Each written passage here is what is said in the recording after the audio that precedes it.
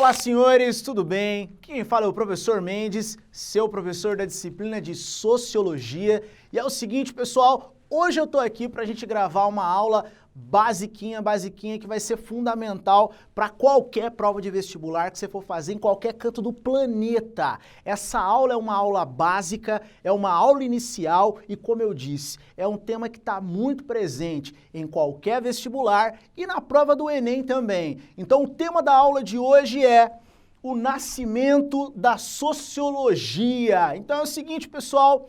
Primeiro tópico, nascimento da sociologia, eu preciso dar um apanhado geralzão para vocês, preciso trabalhar algumas questões que são fundamentais para não deixar passar nada. Então eu vou passar aqui rapidamente alguns slides e aí a gente vai trocando uma ideia.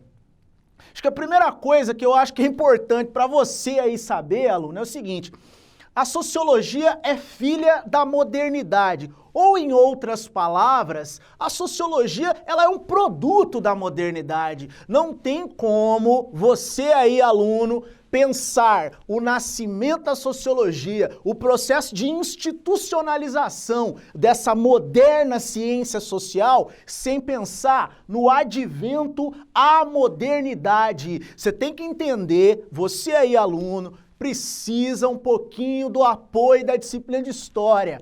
Então assista às aulas de História com meu parceiro, professor França, que você vai entender quais são as principais características do processo de formação do mundo moderno. Você aí que assiste às aulas de História, que está afiadíssimo, que está antenadíssimo, sabe que a Idade Moderna é um período que começa ali na transição ali do feudalismo, né? O marco inaugural é exatamente a queda de Constantinopla em 1553, a famosa tomada de Constantinopla pelos turcos otomanos. É aí que começa a Idade Moderna.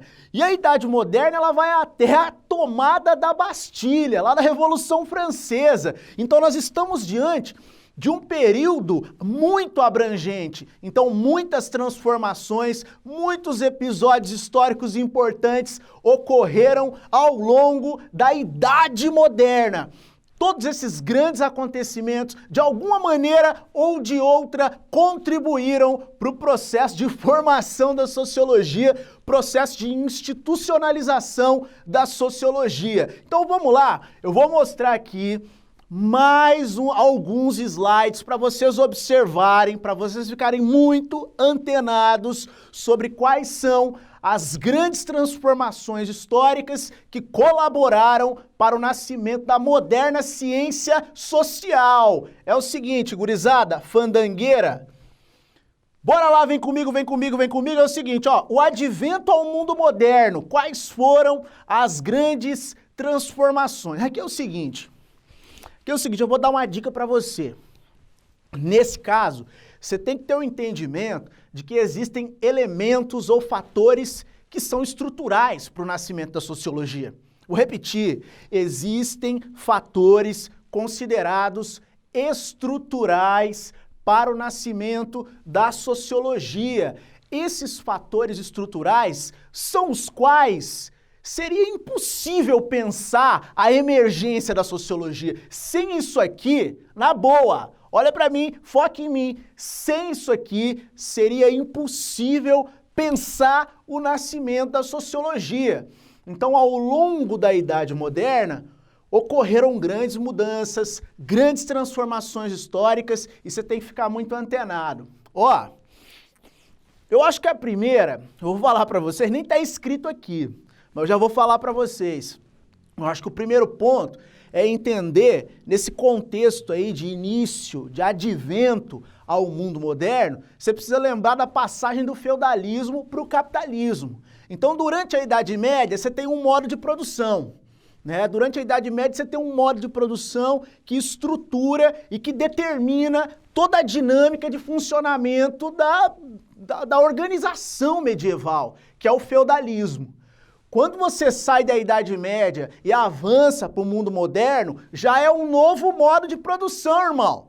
Qual o modo de produção? O modo de produção capitalista. Então, quando a gente avalia o advento à modernidade, você tem que lembrar da passagem do feudalismo para o capitalismo. Ou, se você aí preferir, a passagem do modo de produção feudal para o modo de produção capitalista. E é evidente que a passagem para o capitalismo vai implicar inúmeras mudanças e inúmeras transformações na forma como a sociedade ocidental está organizada. Isso é fundamental aí para você entender.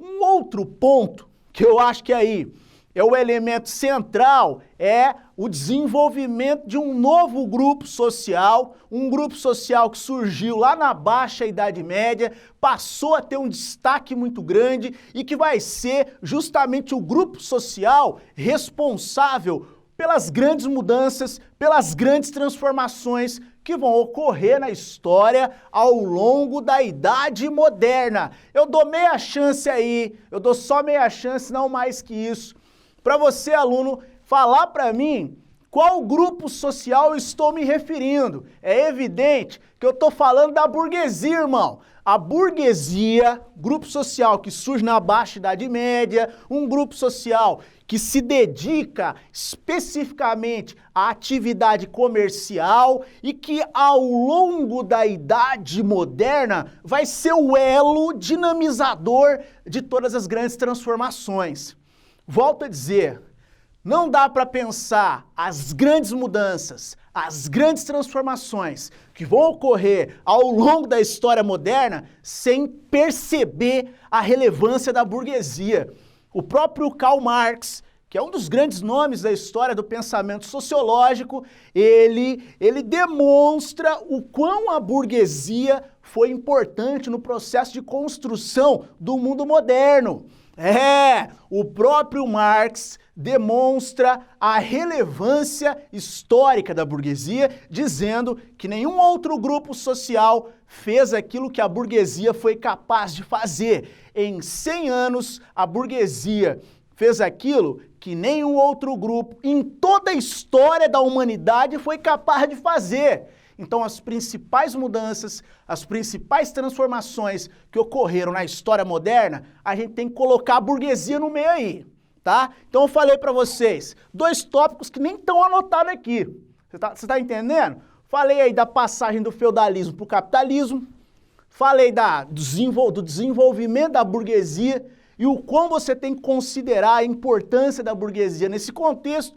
E agora, vamos avançar comigo aqui, vem comigo, para alguns episódios que eu estabeleci aqui como elementos fundamentais, tá?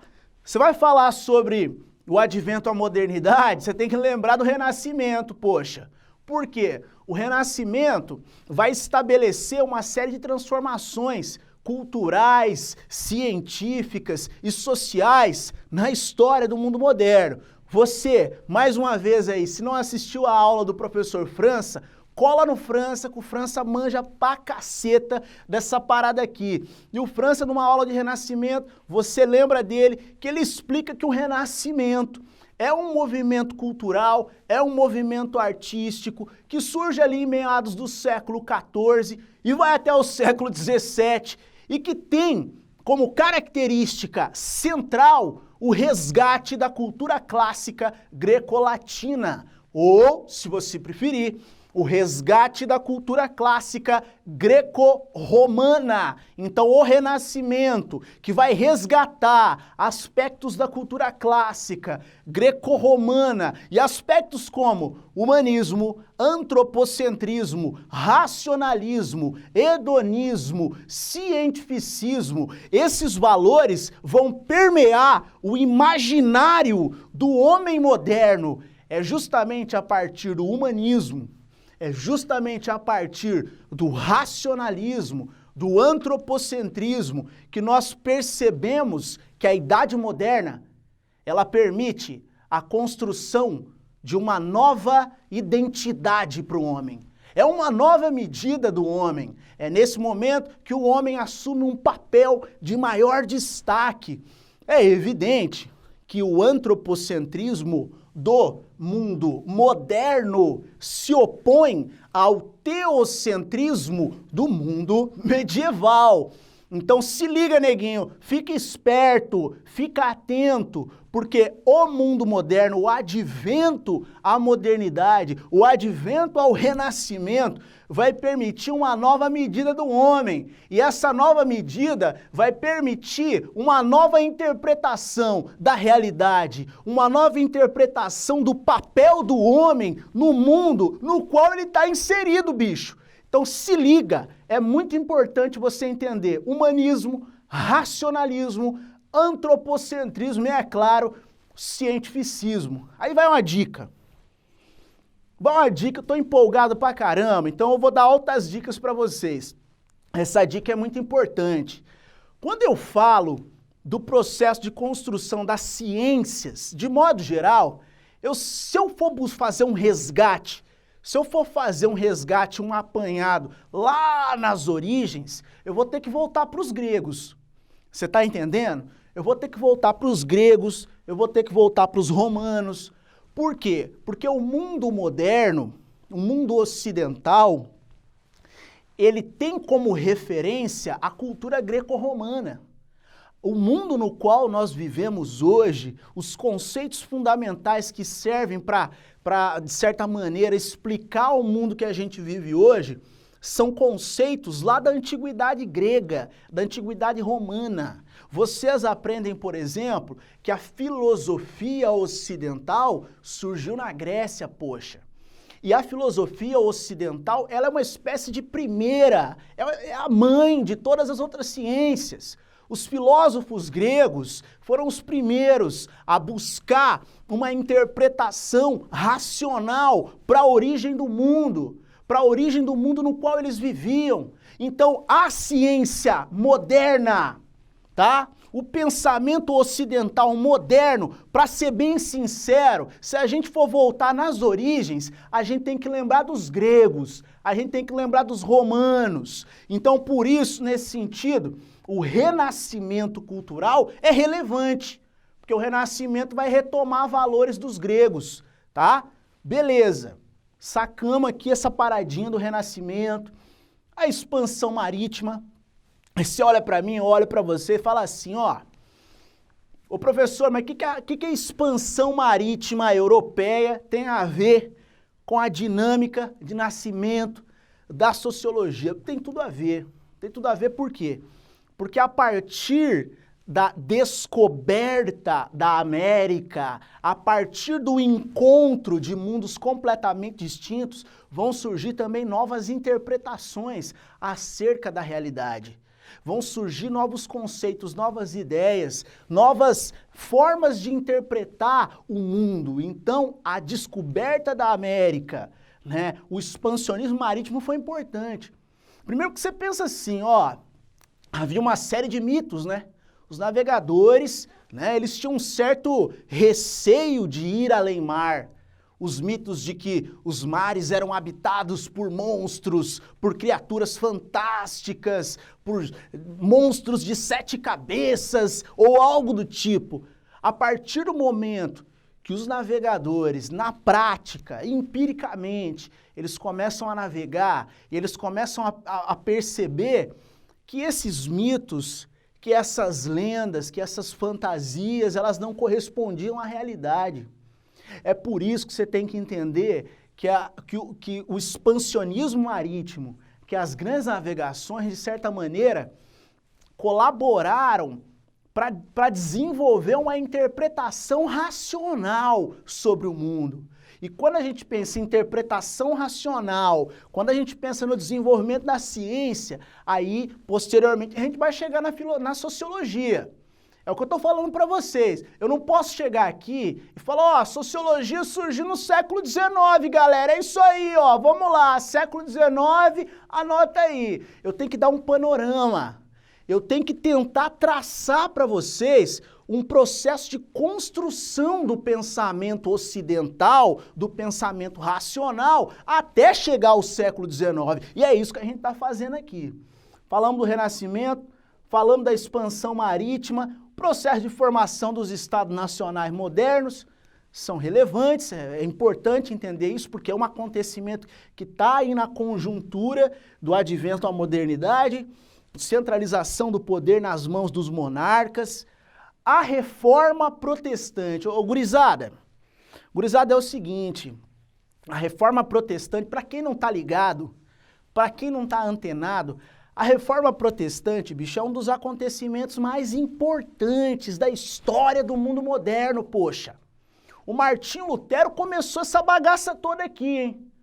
Lá em 1517, Martinho Lutero deu início a uma revolução que hoje nós entendemos como uma das maiores revoluções da história do mundo ocidental. Lutero, ao criticar a Igreja Católica, ao estabelecer críticas à Igreja Católica, ele posteriormente acaba rompendo com a Igreja. É nesse contexto que a gente tem que avaliar que a reforma, ela acaba com o monopólio que a Igreja Católica exercia sobre a fé no mundo ocidental. A partir da reforma protestante, a Igreja Católica ela não tem mais o monopólio da fé, poxa. A partir da reforma protestante, ocorre um processo de individualização da fé, irmão. Como assim? Individualização da fé. Ó, o Martinho Lutero não foi o cara que traduziu a Bíblia do latim para o alemão? Quer dizer, o povo não sabia ler latim, bicho. Mas o povo entendia um idioma nacional, o povo entendia um idioma vernáculo, né? Os alemães entendiam o idioma alemão. Ao traduzir a Bíblia do latim para o alemão, o Lutero possibilitou ao povo fazer a interpretação das escrituras sagradas. Então, a reforma protestante, além de quebrar o monopólio que a igreja exercia sobre a fé, promove um processo de individualização. Sabe por quê? Porque você com você mesmo agora, você pode pegar a Bíblia, você pode fazer a livre interpretação, você pode fazer a leitura das escrituras sagradas, você está entendendo? Então tudo isso aqui é relevante. Mas aí, a gente tem que lembrar especialmente que no século XVI e no século XVII rolou uma grande revolução no campo da ciência. A famosa revolução científica do século XVI e do século XVII, né, com Francis Bacon, com René Descartes, né, com Galileu Galilei, o nascimento do método experimental, que é importante, tá? Por quê? Porque agora as verdades, elas não vão estar mais necessariamente associadas a um dogmatismo religioso típico da Idade Média. As verdades vão estar associadas a um método. O que é verdade? Bom, o que é verdade é aquilo que eu submeti a um método.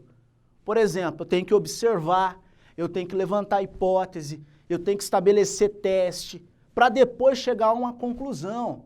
A revolução científica do 16 e do 17, especialmente com Francis Bacon, Galileu Galilei, foi extremamente importante para o nascimento desse método experimental baseado na observação e na experimentação. Perfeito? Agora vamos para a cereja do bolo. Vamos para a cereja do bolo, iluminismo, século XVIII, século XIX, e o iluminismo é relevante por quê? Porque o iluminismo é um movimento filosófico que vai retomar uma série de valores que os renascentistas, de certa maneira, já tinham estabelecido. Valores como humanismo, valores como antropocentrismo, valores como cientificismo, valores como, né, o racionalismo, a exaltação da razão, né, a exaltação da ciência. É nesse contexto que a filosofia iluminista, que o pensamento iluminista vai servir de base, sabe para quê? Para as grandes revoluções que ocorreram ao longo dos séculos XVIII e do século XIX. Essas grandes revoluções vão ser a cereja do bolo para a gente. Eu vou repetir, porque eu falo rápido pra caramba, então eu vou repetir para vocês aqui. O iluminismo, que é um movimento filosófico, intelectual do século XVIII, baseado no humanismo, no antropocentrismo, no racionalismo, no cientificismo, esse movimento filosófico vai servir de base para grandes revoluções. Grandes revoluções como Revolução Francesa, Revolução Industrial, Revolução Americana, as famosas revoluções burguesas. E eu vou explicar para vocês agora mesmo, qual é a importância das revoluções burguesas para o nascimento da sociologia. Vem comigo, agora eu precisar passar para um próximo slide aqui, ó, bonitinho, coloquei uma imagem aqui para vocês, uma imagem que tenta de alguma maneira sintetizar a Revolução Industrial, o trabalho infantil, né, típico na Revolução Industrial. Nessa imagem aqui vocês têm a Bastilha. A Bastilha é uma prisão francesa, né, um símbolo do antigo regime francês, um símbolo do absolutismo monárquico na França. Então é o seguinte, as grandes revoluções burguesas da história, elas tiveram uma inspiração nas ideias iluministas. Repito, as ideias do iluminismo serviram de base ideológica para as revoluções burguesas. Mas aí você olha para mim e fala assim, ô professor, mas qual é, bicho? O que as revoluções burguesas têm a ver com o nascimento da sociologia? Ó, seguinte, ô gurizada, quando você pensa no nascimento da sociologia, você tem que lembrar de causa estrutural. Primeiro, vamos lembrar de causa estrutural.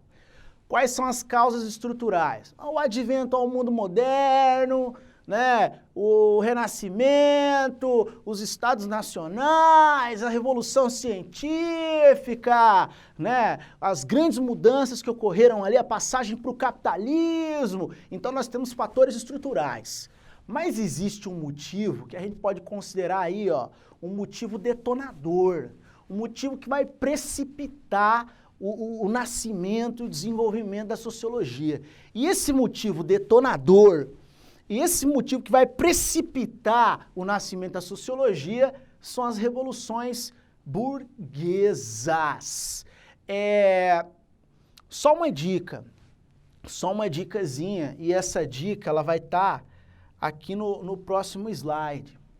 Sempre que você pensar no nascimento da sociologia, você tem que lembrar disso aqui, ó.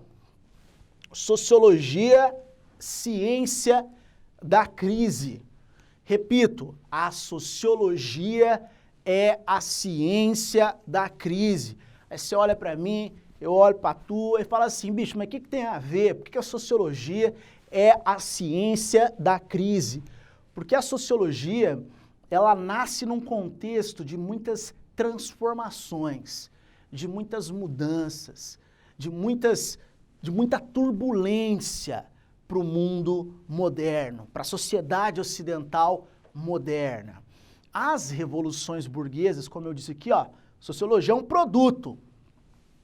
Sociologia é um produto das revoluções burguesas, não pode esquecer disso, tá? Se ela é um produto das revoluções burguesas, especialmente a industrial, especialmente a francesa, o Enem, eu falar para você, a tua prova do Enem e os seus vestibulares, eles vão cair matando isso aqui, gente. Tá?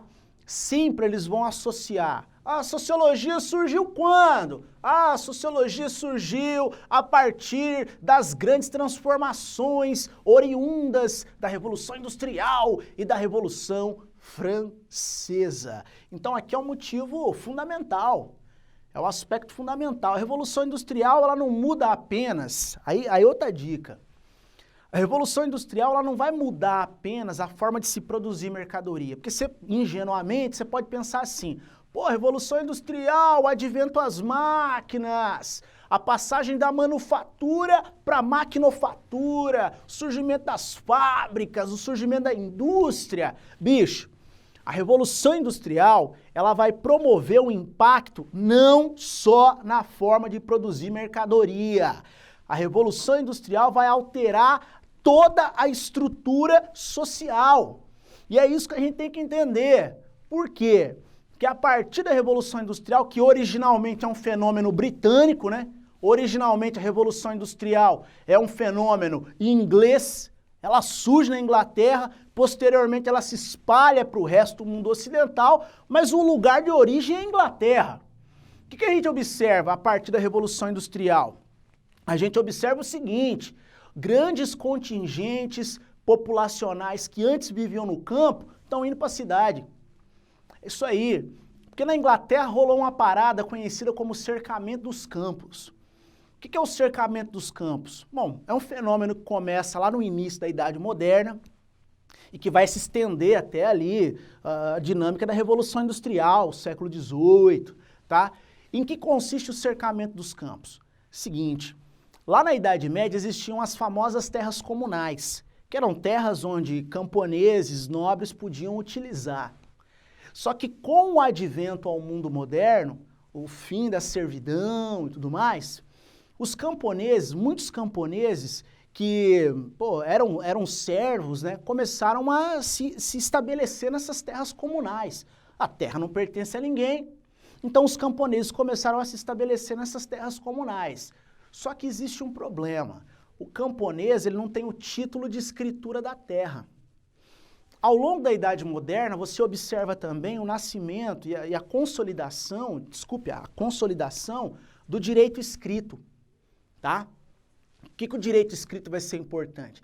Porque ao longo da Idade Moderna, é fundamental ter título de escritura, para provar que a terra tem dono, para provar que a terra é tua. Alguns proprietários começaram a adquirir títulos de escritura dessas terras. Resultado, à medida que os caras começam a adquirir título de escritura, eles começam a fazer o quê? A expulsar aqueles camponeses que vivem na terra. Pô, o cara tá lá, mas ele não tem título de escritura. Pô, a terra é minha, cara, a terra tem dono. E para provar que a terra tem dono, o que esses proprietários começaram a fazer? Colocar cerca. Eles começaram a cercar a propriedade para dizer, ó, aqui tem dono. Você tá entendendo? E expulsar os camponeses. Esses camponeses, expulsos das terras comunais, iam para onde? Iam para a cidade. E na cidade eles vão ser mão de obra abundante e mão de obra barata para a indústria que está se formando. É a dinâmica da Revolução Industrial, poxa. É gente pra caramba na cidade. É muita gente chegando nas cidades, pessoal. E a cidade, ela está preparada para absorver tanta gente? Vai ter emprego para todo mundo na cidade? Vai ter habitação para todo mundo na cidade? É óbvio que não. É por isso que nós temos que entender os impactos das revoluções burguesas, especialmente da Revolução Industrial. Porque são esses impactos que vão fazer com que a sociedade ocidental passe a ser um objeto de estudo. Opa, peraí, a gente tem que estudar essa parada. Entendeu? Hoje eu falo de urbanização, hoje eu falo de industrialização, mas a gente vive no século XXI, cara. Falar de urbanização e industrialização no século XXI é fácil. A questão é século XVIII e século XIX. É nesse momento que a urbanização, a industrialização, o capitalismo estão se firmando. Só que aí as pessoas precisavam entender essa dinâmica de desenvolvimento. Surge uma questão, a questão social. A questão social. Pô, mendigo nas ruas, violência crescente, desemprego crescente, e a gente precisa entender isso aí.